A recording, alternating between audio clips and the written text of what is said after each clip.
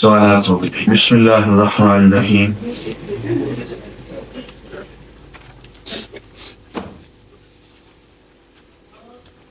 Doctor صاحب میرا سوال یہ ہے کہ ہم اولیاء اللہ سے ڈائریکٹ دعا مانگ سکتے ہیں؟ کیونکہ میں نے کتاب میں پڑھا ہے جس میں مؤلف نے ثابت کیا ہے کہ اگر اولیاء اللہ سے زندگی میں دعا کروائی جاتی ہے تو مرنے کے بعد کیوں نہیں منگوائی جا سکتی؟ گرامی، میں نے پچھلے اتوار کو اس موضوع پہ بہت تفصیل سے عرض کیا تھا کہ دعا کا عمل صرف اللہ سے ہے. دعا منگوانے کا عمل اور چیز ہے، ڈائریکٹ دعا مانگنے کا عمل اور چیز ہے. دعا تو آپ کسی سے منگوا سکتے ہیں، بچے سے بھی منگوا سکتے ہیں، بزرگ سے بھی منگوا سکتے ہیں، اور یا اللہ سے منگوا سکتے ہیں.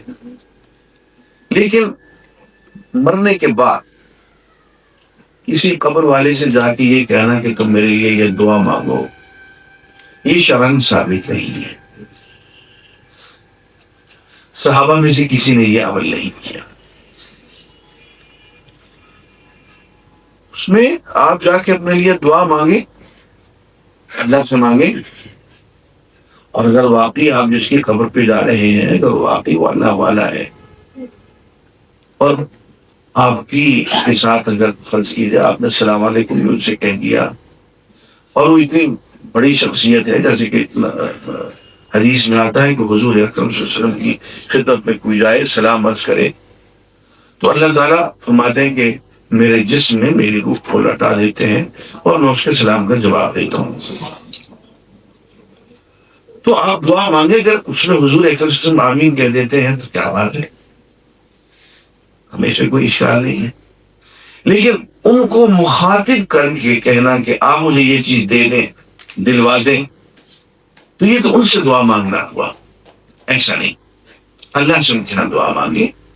اور جو انبیاء ہوتے ہیں ان کے جسم ان کی قبر میں محفوظ ہوتے ہیں.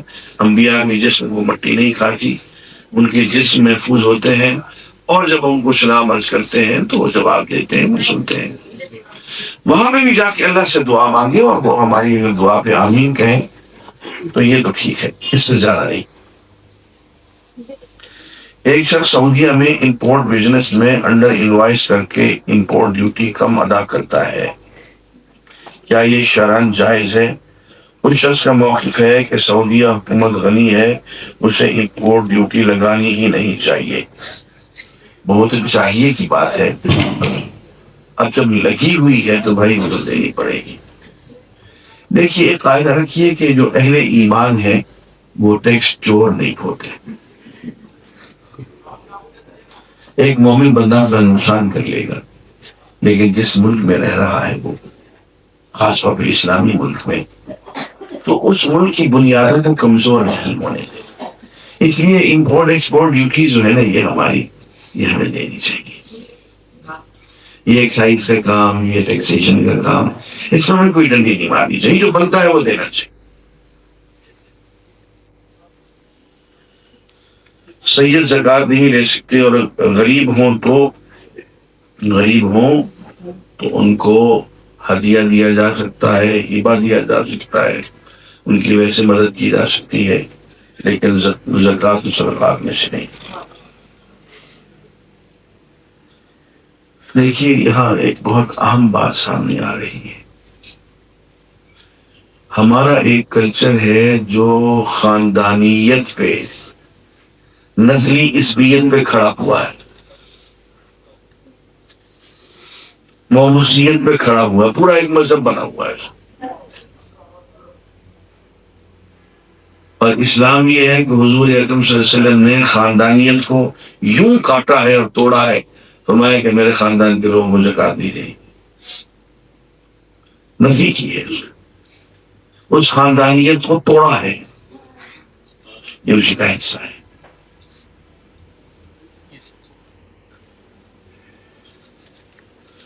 اصل بدبخت وہ ہے جو ماں کے پیٹ میں بدبخت ہو، شرح کر دے.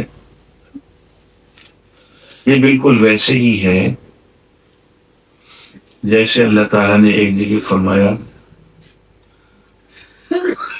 ہم نے بہت سے لوگوں کو اس لیے پیدا کیا کہ ان سے جہنم کو بھر دیں. وَلَقَدْ ذَرَأْنَا لِجَهَنَّمَ كَثِيرًا مِنَ النَّاسِ. بعض لوگوں کو ہم نے پیدا اس لیے کیا کہ ان سے جہنم بھر دیں. اب کوئی سوچے کہ یار اس میں لوگوں کا کیا قصور ہے؟ آپ نے تو پیدا ہی اسی لیے فرمایا تھا کہ ان سے جہنم کو بھر دیں. اب وہ بیچارے گناہ نہ کرتے تو کیا کرتے؟ وہ قتل ڈاکہ چوری نہ کرتے تو کیا کرتے؟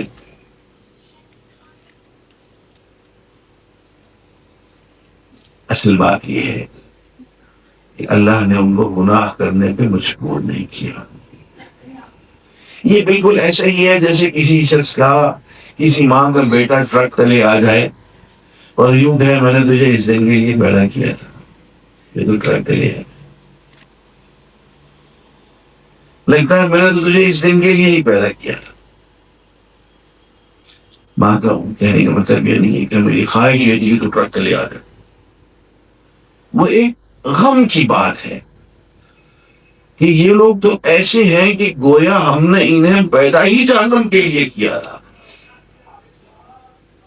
وہی بات یہ ہے کہ بعض لوگ تو ایسے ہیں جیسا کہ ماں کے پیٹ میں ہی بدبخت ہوتے ہیں. جتنی ان کو نیکی کی بات سلجھاؤ وہ نہیں سمجھے گی، جتنی ان کو ایمان کی حق کی بات کرو وہ مسکرا دیں گے، پاگل سمجھیں گے. تو یہ ایک محاورہ ہے. محاورے ایسا نہیں ہے کہ اس کو میں پیدا ہی بدبخت کیا ہے یا کوئی پیدائشی گناہ گار ہے، ایسا نہیں ہے. مطلب یہ کہ اتنا بدبخت ہے کہ اس میں اب حق بات سوچنے سمجھنے کی صلاحیت ہی نہیں ہے. وہ ماں کے پیٹ میں ہی یہ بدبخت تھا. جیسے کہا کہ کسی عبارت میں وہ تو پیدائشی ولی اللہ ہے، یہ انہی ماں میں ہے.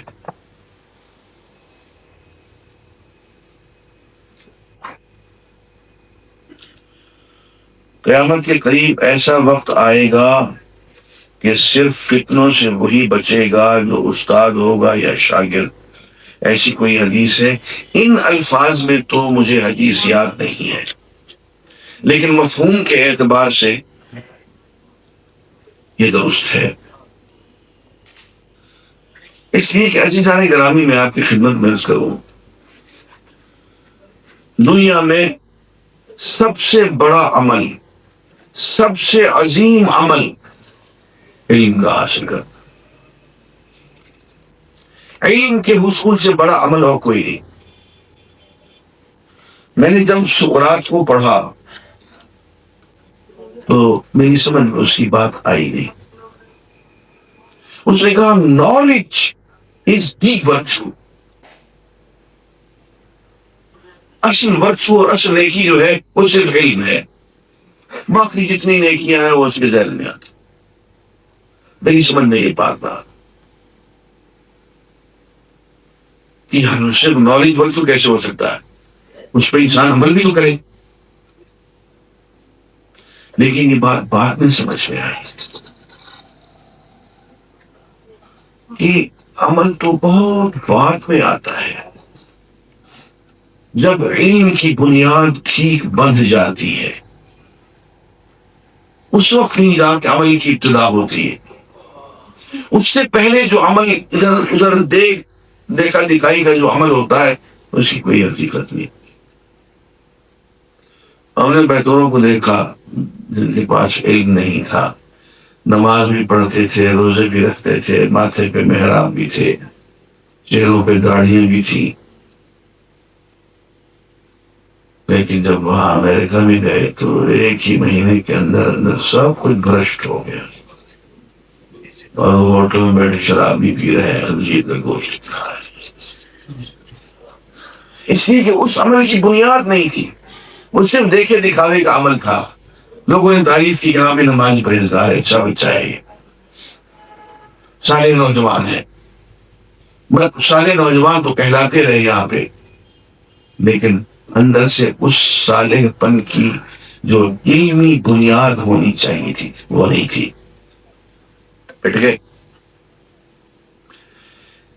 اس لیے اصل چیز جو ہے وہ علم ہے میرے دوستوں. علم کا حصول اس سے بڑھ کے کوئی عمل نہیں ہے.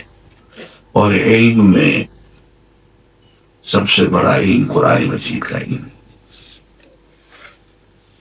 تو واقعتاً ایک دور ایسا آئے گا کہ فتنے سے وہی بچیں گے جو اصحاب علم ہوں گے، جو یا علم کے پیچھے دوڑ رہے ہوں گے علم حاصل کرنے کے لیے، یا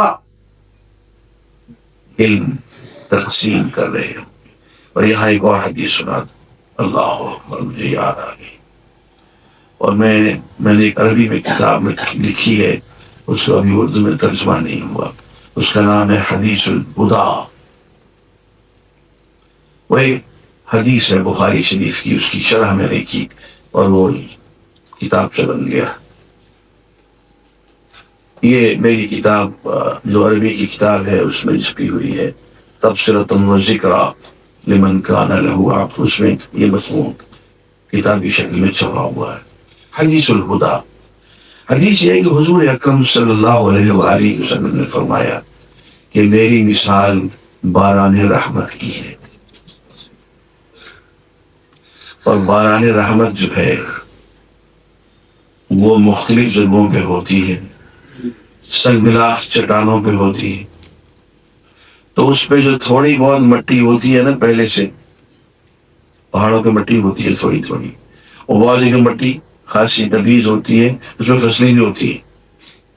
زور کی بارش آئے تو فصل بھی گئی، مٹی بھی گئی، اگلے سوال ابھی تک ختم ہو جاتا ہے، بہا کے لے جاتی ہے. اگر باران رحمت پہاڑوں پہ ہو جائے، سنگلاخ زمین پہ، تو جو تھوڑی بہت وہاں پہ وہ سبزی ہریالی ہوتی ہے وہ بھی ختم. ہاں، نرم زرخیز زمین پہ ہو تو وہاں پہ کھیت، پھل پھول، باغ، باغیچے گلزار ہو جاتے. تو ایک کیا ہے سنگلاخ زمین جس کو باران رحمت سے کوئی فائدہ نہیں، ابو جہل ابو لہب کی زمین.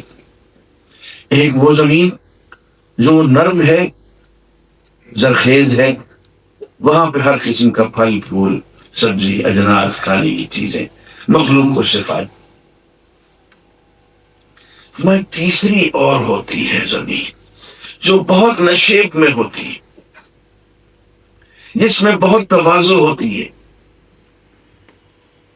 نشیبی زمین کہتے ادھر کا بارش کا سارا پانی اکٹھا ہو کے اس میں جمع ہو جاتا ہے، جھیل بن جاتی ہے. اور باران رحمت کا سب سے زیادہ حصہ وہی اکٹھا ہو جاتا ہے. حضور فرماتے ہیں اس میں سے، اس جھیل میں مسلسل باران رحمت کا پانی ادھر سے ادھر سے اکٹھا ہوتا رہتا ہے. اور اس میں سے پھر آگے دریا نکلتے ہیں، ندی نالے نکلتے ہیں، اور دور دور تک پھر زرخیز زمینیں کاشت کی جاتے ہیں، ان کی ایریگیشن ہوتی ہے. فرمایا کہ اصل باران رحمت سے فائدہ اٹھانے والی یہ نشیبی زمینیں ہیں جو باران رحمت کو اکٹھا کر کے پھر آگے دریاؤں کی شکل میں بانٹ دیتے ہیں. آپ فرمائیں یہ علماء ہوتے ہیں. تو اس میں کوئی شک نہیں ہے کہ قیامت کے قرب میں تو خاص طور پہ صرف وہی لوگ بچ سکیں گے قیامت کے فتنے سے جن کو اللہ نے کچھ علم کا حصہ دیا ہے.